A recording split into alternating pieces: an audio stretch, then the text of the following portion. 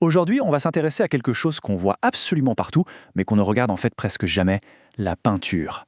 Alors juste un instant, oublions la couleur. Essayons plutôt d'imaginer un film de haute technologie, une sorte de bouclier protecteur qui nous entoure en permanence. C'est cette science cachée, qu'on va explorer ensemble. Eh bien, la réponse, c'est justement ces fameux films de peinture. Et c'est ça tout le paradoxe qu'on va décortiquer. Comment un produit aussi fondamental, aussi essentiel, peut-il l'être à ce point ignoré? Pour commencer, on va juste prendre un moment pour réaliser à quel point ces revêtements sont omniprésents. Ils sont tellement partout qu'ils façonnent littéralement notre perception du monde. Pensez-y, qu'on soit sur la route ou même chez soi, notre regard ne se pose pas directement sur le métal d'une voiture ou le bois d'un meuble. Non, ce qu'on voit en réalité, c'est cette fine couche de peinture qui les recouvre et surtout qui les protège.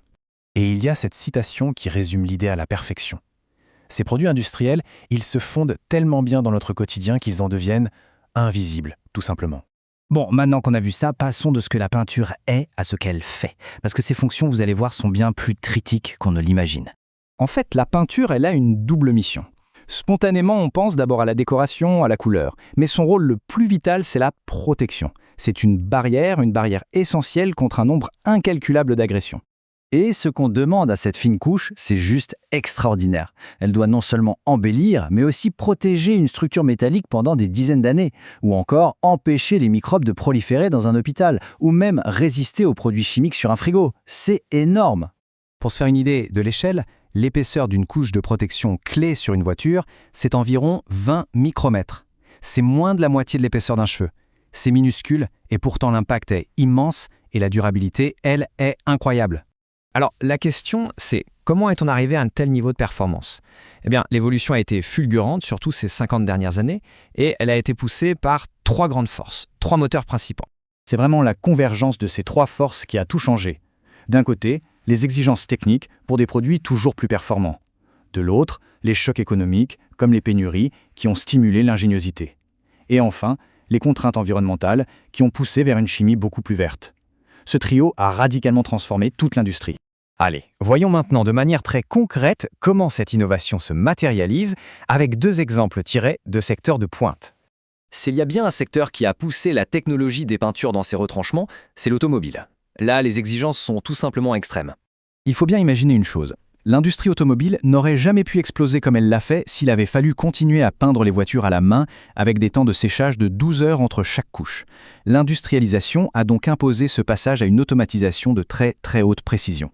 La peinture d'une voiture aujourd'hui, c'est un système incroyablement complexe. Non, ce n'est pas juste une couche, c'est une véritable synergie de plusieurs films superposés.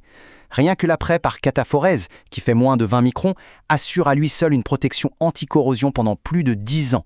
Et ensuite, chaque couche successive va ajouter sa propre fonction, la protection mécanique, la couleur, et pour finir, la brillance et la résistance aux UV. Allez, on passe à un deuxième exemple qui est moins connu du grand public, mais qui est tout aussi impressionnant. C'est ce qu'on appelle le pré-laquage ou coil coating en anglais.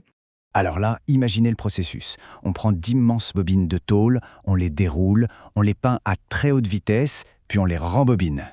Ce n'est qu'après ça que ce métal, qui est déjà peint, va être découpé et mis en forme pour devenir un toit de bâtiment ou un réfrigérateur. La peinture doit donc avoir une souplesse incroyable pour supporter de telles déformations sans la moindre fissure. Et là, le niveau de performance qu'on atteint est juste stupéfiant. Pour certaines finitions, la protection peut tenir jusqu'à 20 ans en extérieur sans aucune intervention. C'est une durabilité qui est tout simplement exceptionnelle.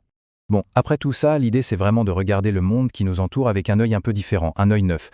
Alors voilà, la prochaine fois qu'on tiendra une canette de soda à la main ou qu'on regardera un avion, il faudra se souvenir de ce film de peinture intelligent qui est à l'œuvre. Ces revêtements sont vraiment les héros méconnus, les auxiliaires indispensables de notre monde industriel. Et tout ça, ça nous amène à une dernière question, un peu plus large. La peinture, ce n'est qu'un exemple.